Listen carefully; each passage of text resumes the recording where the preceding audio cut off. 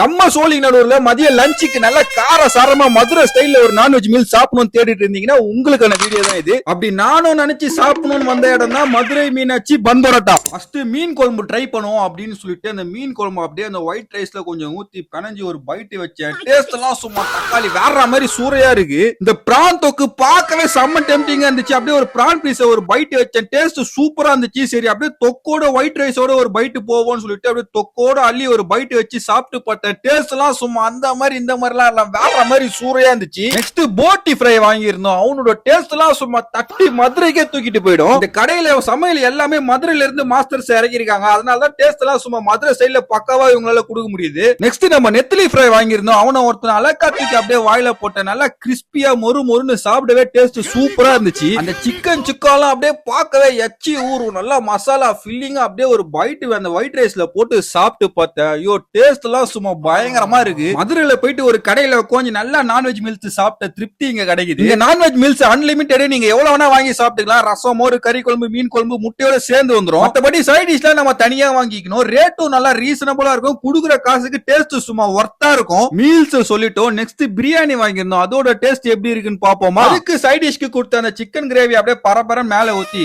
கொஞ்சம் chicken piece ஆனியனை மொத்தமா சேர்த்து ஸ்பேரிங் போட்டு ஒரு பைட் வச்சாங்க. பிரியாணியோட டேஸ்டும் சும்மா டெரிஃபிக்கா இருக்கு. எக்ஸாக்ட்டா நம்ம சோழிநல்லூர் சிக்னல் அப்படியே கொஞ்சம் முன்னாடி தாண்டி வந்தீங்கன்னா எம்ஜிஆர் ஸ்ட்ரீட் இருக்கும். அதுக்குள்ள அப்படியே ஸ்ட்ரெயிட்டா டெட் எண்ட் வாங்க. நீங்க மேப்ல மதுரை மீனாட்சி பன் பரோட்டா சோழிநல்லூர்னு போட்டாலும் எக்ஸாக்ட் லொகேஷன் கொடுத்துரும். டெட் எண்ட் வந்து லெஃப்ட் எடுத்தீங்கன்னா வில்லேஜ் ஹை ரோட்ல ஒரு 20 மீட்டர்லயே கடை இருக்கும். இந்த கடைக்கு நான் 5க்கு 5 ரேட்டிங் கொடுப்பேன். இந்த ரீல உங்க சோழிநல்லூர் ஃப்ரெண்ட்ஸுக்கு ஷேர் பண்ணி விட்டுட்டு அப்படியே நம்ம பேஜை ஃபாலோ பண்ணி வச்சுக்கோங்க.